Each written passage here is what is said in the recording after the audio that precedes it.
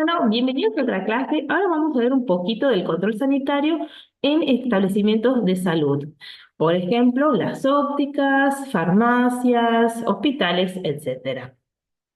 Al igual que lo que ocurría con aquellos lugares donde se fabricaban alimentos, productos médicos, medicamentos, etcétera, nosotros teníamos que aplicar las buenas prácticas de fabricación. ¿Por qué? Porque nosotros teníamos que garantizar que no haya contaminantes ni microbianos ni químicos que puedan afectar a la salud, que los productos salgan con las características que tenían que salir, etcétera. Eso mismo se puede trasladar a lo que son los establecimientos de salud.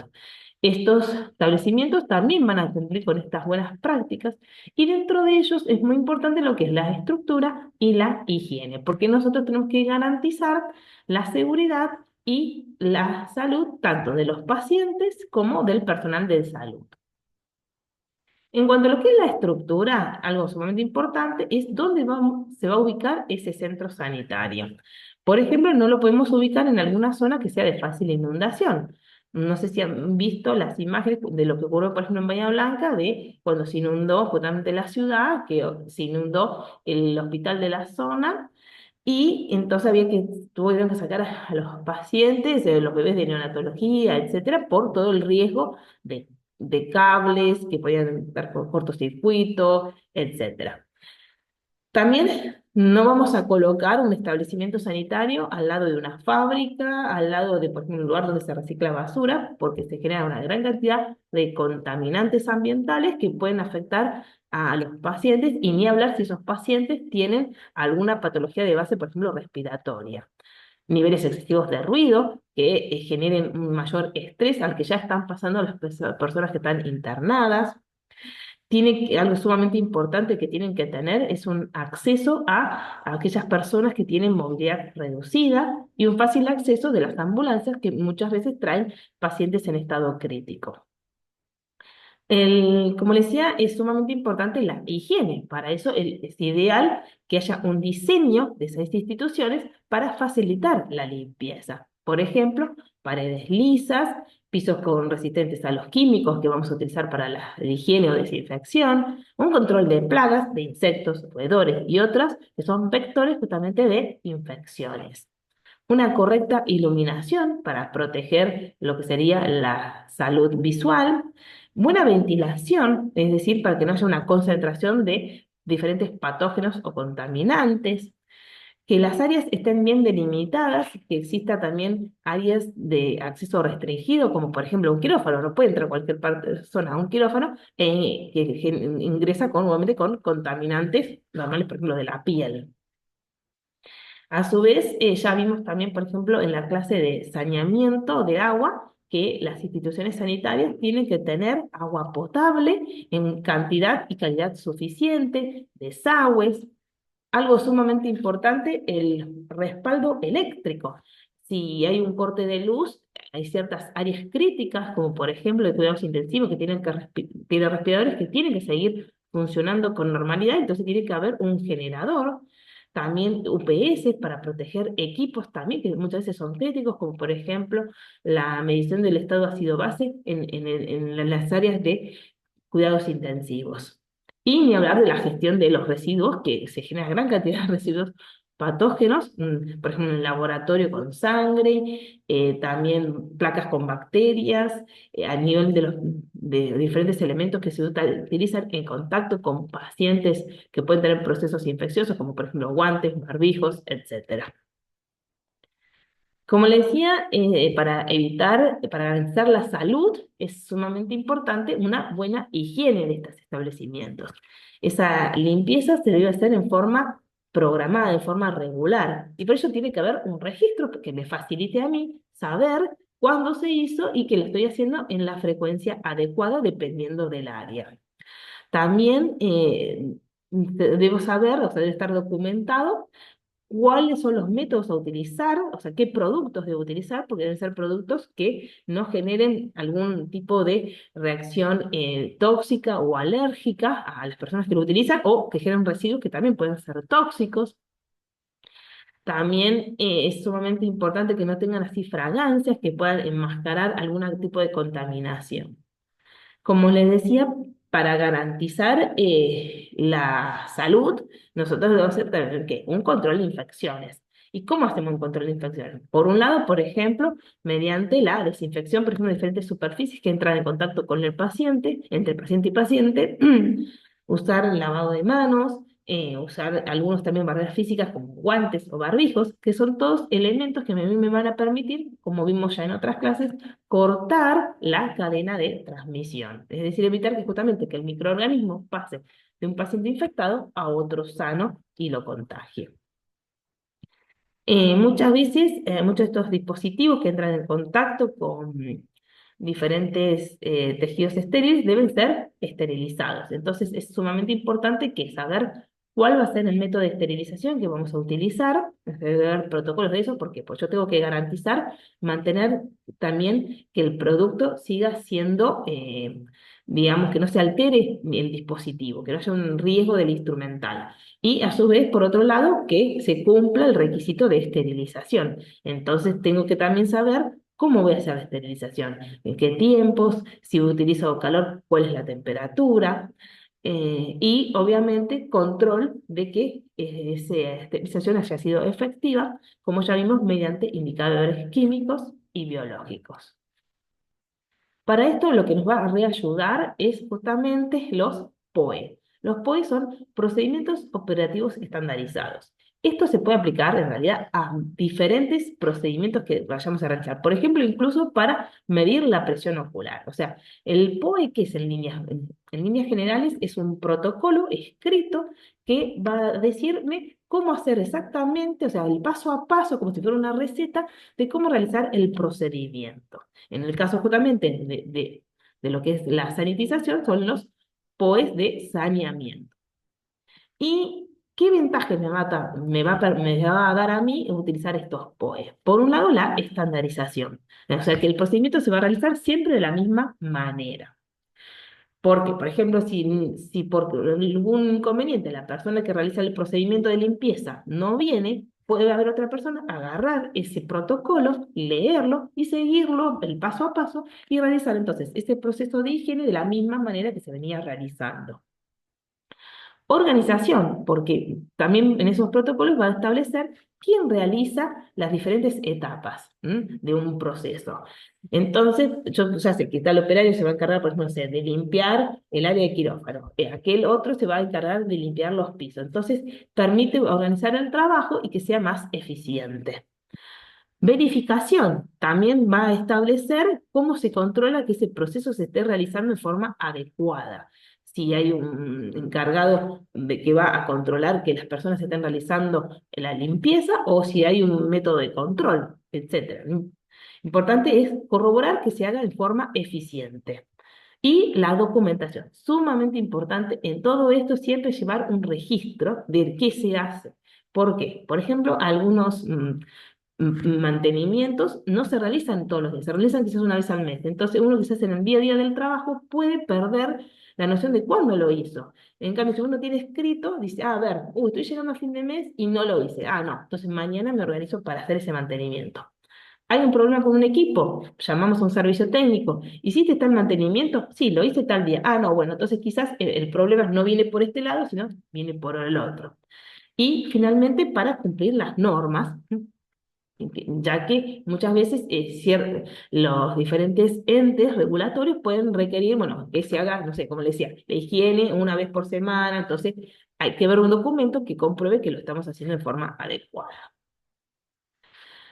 No solo es importante el tema de la limpieza, sino muchas veces, como decía, los desinfectantes en algunos casos pueden ser corrosivos, entonces es importante saber cuál es el desinfectante que nosotros vamos a utilizar para que no haya ni daños a equipos sensibles, como por ejemplo los equipos ópticos, o si los vamos a manipularlos de forma adecuada para que no haya riesgo para la salud.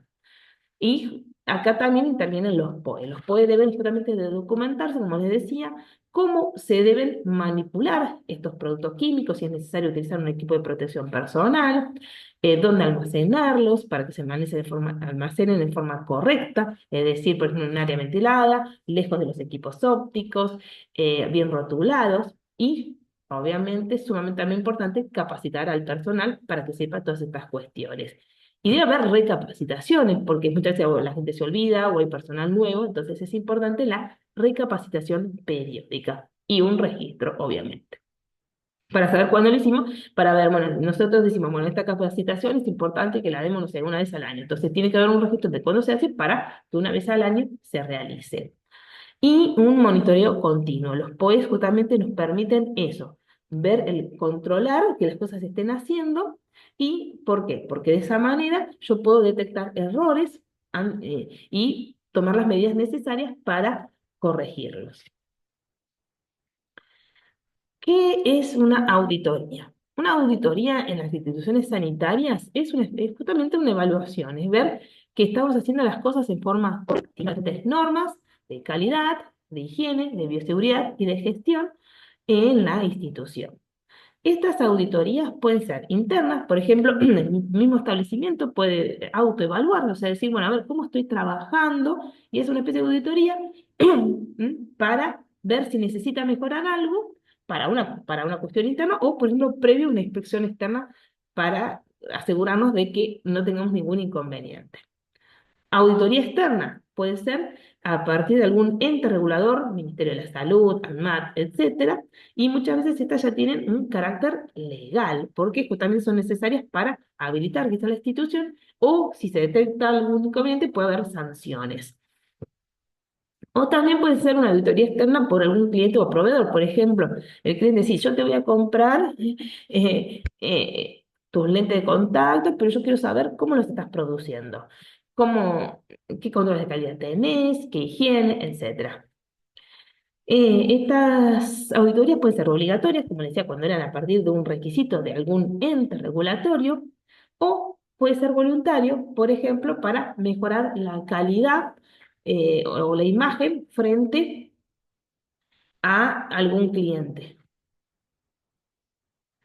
Las auditorías tienen varias etapas. Por un lado, ver cuál es el área a auditar. Luego tenemos la parte de la evaluación, en donde justamente van a ver cómo realizamos el procedimiento, qué tipo, justamente, qué documentación llevamos registrada. También se pueden utilizar indicadores de desempeño, es decir, por ejemplo, ver la tasa de retrabajo, o sea, cuántas lentes defectuosas con respecto al total de lentes fabricadas. Mi objetivo es que esa tasa sea menor del 1%. Si llega a ser mayor, entonces yo tengo que empezar a ver cuáles son los errores, dónde me estoy equivocando, por el cual esa tasa es mayor a la esperada y qué medidas puedo implementar para corregirlas. Una vez que termina la auditoría, nos van a dar un informe bien detallado de todo, de las fortalezas, de qué cosas estamos haciendo bien y las debilidades, qué cosas hay para mejorar, lo que se llaman las no conformidades. Estas no conformidades pueden ser algunas leves, por ejemplo, decir, no sé, y en aquel lugar te faltó, tenés un tacho de basura rojo para patógenos, pero no tenés un tacho de basura con bolsa negra por si quieres tirar un papel. Algo leve. O algo ya más grave, no, mirá, no estás realizando en forma adecuada el protocolo de limpieza en el quirófano. Entonces, nos van a dar un plazo que obviamente también va a depender de la gravedad de esa no conformidad para que nosotros podamos solucionar el inconveniente. Es decir, que hay un seguimiento posterior a la auditoría.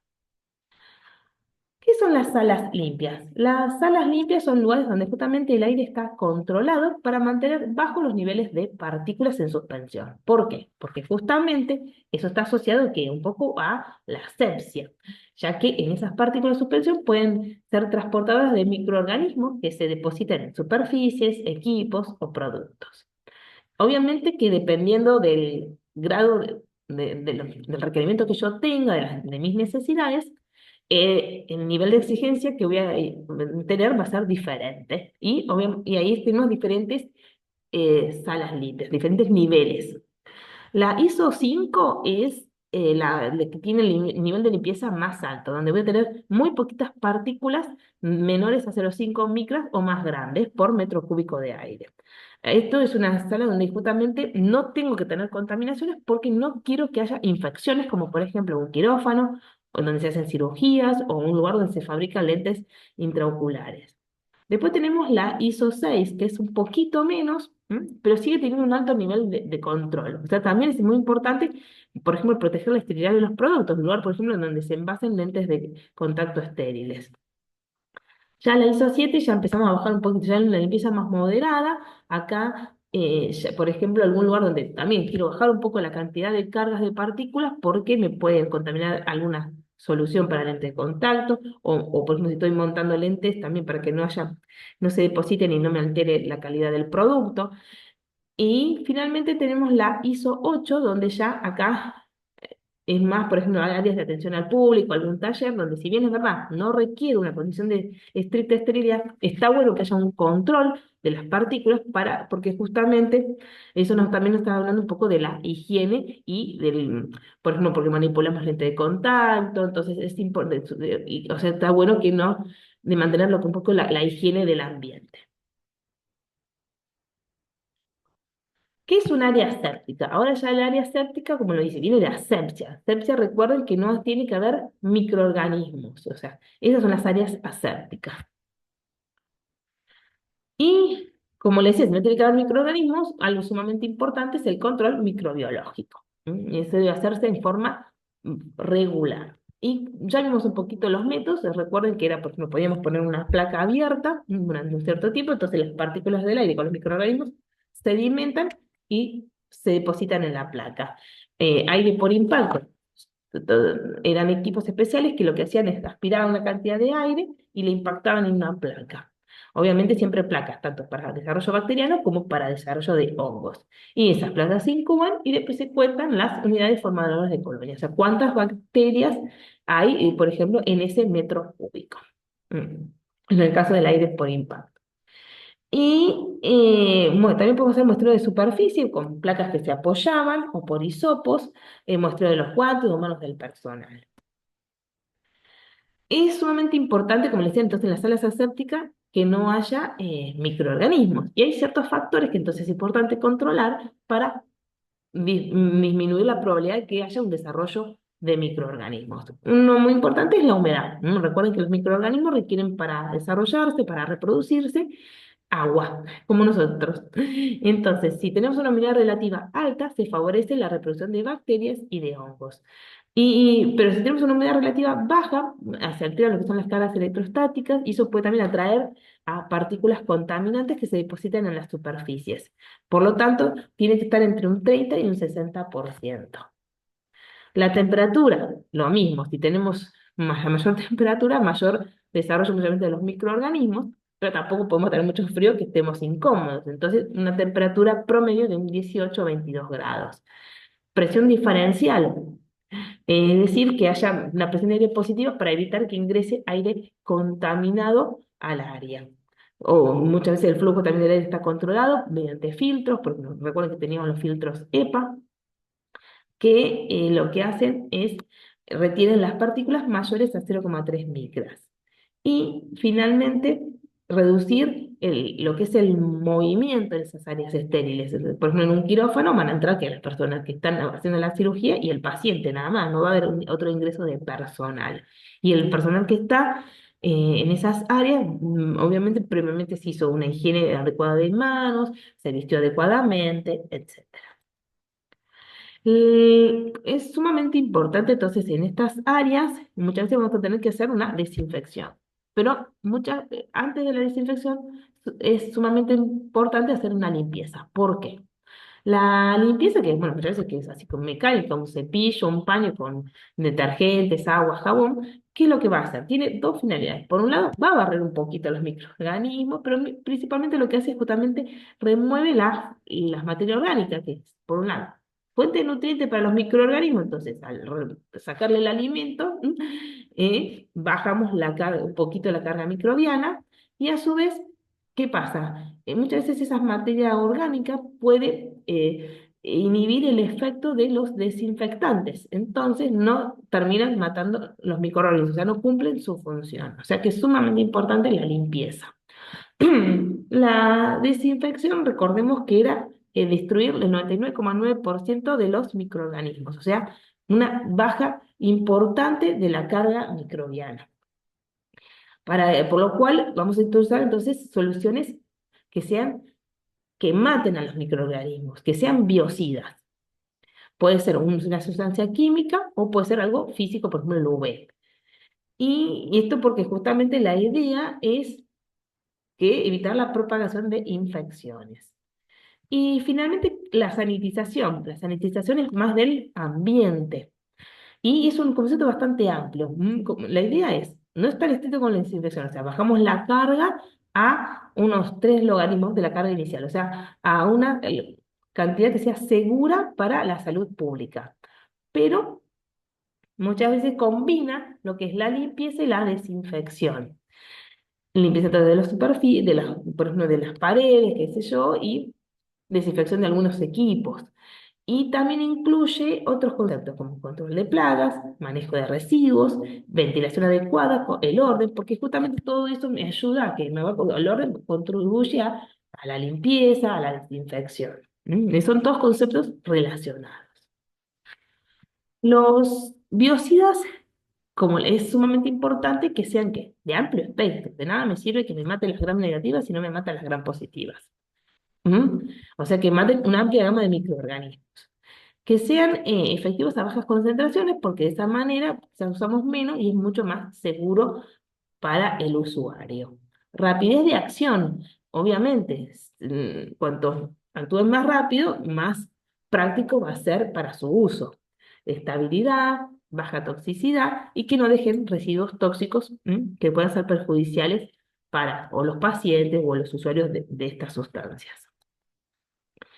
Los procesos de desinfección se van a ver afectados por ciertos factores. Obviamente el tipo de microorganismo. Recordemos que algunos eran más sensibles que otros. Ya vimos, por ejemplo, que dentro de las bacterias tenían elementos de resistencia como eran las esporas que eran mucho más resistentes a la desinfección. Dentro de los virus, por ejemplo, los virus envueltos, que recuerden que tenían justamente esa capa protectora de los lípidos, por decirlo, era más sensible a los detergentes, los volvían más sensibles. También a veces pueden desarrollar alguna resistencia cuando justamente como, imagínenlo como los antibióticos, si vos no los terminas de matar del todo, pero los pones, empiezan a generarse resistencia. La carga microbiana, obviamente, cuanto mayor carga microbiana, suele dar o mayor tiempo de contacto, o mayor concentración, o usar un biocida más efectivo, etcétera. O sea, no es lo mismo algo, por ejemplo, un toallito que limpiar algo que quizás está simplemente sucio, que puede tener 2 o 3 microorganismos, que quizás desinfectar una lente contaminada usada por un paciente que tuvo conjuntivitis. O sea, la carga es mucho mayor. El estado fisiológico de los microorganismos. Recuerden que muchos de estos actúan en lo que es metabolismo, entonces obviamente si están en una fase de crecimiento activo van a ser más susceptibles que si están en fase estacionaria, si están formando biopelículas también son más resistentes a la acción de los biocidas, como pasaba lo mismo que con los medicamentos. El tiempo de contacto es sumamente importante conocer el desinfectante con el cual estamos trabajando porque poseen muchas veces diferentes tipos de tiempos de acción y nosotros necesitamos asegurarnos que ejercen su acción letal. Por lo tanto, yo tengo que conocer cuál es el tiempo, cuál es que voy a utilizar y también más o menos saber sobre qué lo estoy aplicando, ¿no? O sea, la posible carga microbiana, ¿no? El pH puede afectar la actividad de estos desinfectantes. Por ejemplo, la lavandina pierde su eficacia en base al calor y un pH ácido, un pH bajo. Como vimos ya, la presencia de materia orgánica también puede hacer que, por un lado, puede alterar la actividad del desinfectante y también a su vez como que sirve como que protege como una capita protectora contra los microorganismos, entonces disminuye la acción del biocida. Los materiales porosos también, el microorganismo como que se refugia ahí en esos poros y entonces hay un menor contacto con el biocida, entonces obviamente es mucho más difícil limpiarlos. Por ejemplo, lo que son las monturas plásticas pues son mucho más porosas que las metálicas. La concentración del biocida es sumamente importante. En algunos casos, algunos biocidas, por ejemplo, aunque parezca raro, actúan mejor diluidos que concentrados. Por ejemplo, un caso muy típico es el alcohol. El alcohol es más eficiente al 70% que al 100%. Esto porque, por un lado, ese poquito de agua favorece que su penetrancia al interior de la célula bacteriana y por lo tanto ejerce mejor su acción y a su vez disminuye la evaporación, entonces hay mayor tiempo de contacto. Obviamente es sumamente importante la compatibilidad con los materiales. Tenemos que saber que algunos desinfectantes pueden ser corrosivos con los metales, dañar el plástico. Entonces yo tengo que saber cuál es el desinfectante que utilizo en cada caso para no solo que cumpla su función, sino también proteger el material que estoy desinfectando. Veamos un ejemplo, por ejemplo, el amonio cuaternario. El amonio cuaternario, ¿cómo actúa? Tiene cargas positivas, entonces se va a unir a componentes con cargas negativas. Recuerden que nosotros ya vimos, cuando vimos las características de las bacterias, que tenían los ácidos teitoicos, el LPS cargados negativamente, entonces se unen a ellos y alteran entonces lo que son las cargas de la pared, alteran la membrana, desnaturalizan proteínas y terminan generando la muerte de los microorganismos. Se puede aplicar a diferentes superficies, pisos, paredes, por ejemplo, a diferentes herramientas utilizadas, por ejemplo, en el taller, como alguna pinza, algún destornillador, limpieza de celulares, como vamos a ver en el ejemplo que da la licenciada Ferraris. Y las ventajas que presentan es que tienen una baja toxicidad, son bastante seguros, tienen un efecto residual y no son totalmente corrosivos. A diferencia, por ejemplo, a veces pasa la lavandina, es sumamente buena, pero por ejemplo, ustedes no sé si a veces no la pasan, a veces puede quedar en la superficie con un poquito como restos de sal, que ven así como unos granitos, es porque, bueno, justamente se cristaliza y puede terminar afectando estructuras, el alcohol también, entonces es sumamente importante eso, que no estropee el material que vamos a desinfectar. Obviamente, como precauciones, que puede ser inactivado por la materia orgánica, o sea que siempre es conveniente hacer una limpieza previa y saber cómo utilizarla. O sea, justamente hacemos la limpieza, aplicamos el producto, saber cuánto tiempo lo tenemos que incorporar, más o menos por unos 10 minutitos, y en algunos casos se puede requerir enjuague o no. ¿Mm? Bueno, eso ha sido todo por hoy. Espero que la clase haya sido clara. Igual, como siempre les digo, estoy a su disposición para cualquier tipo de consulta.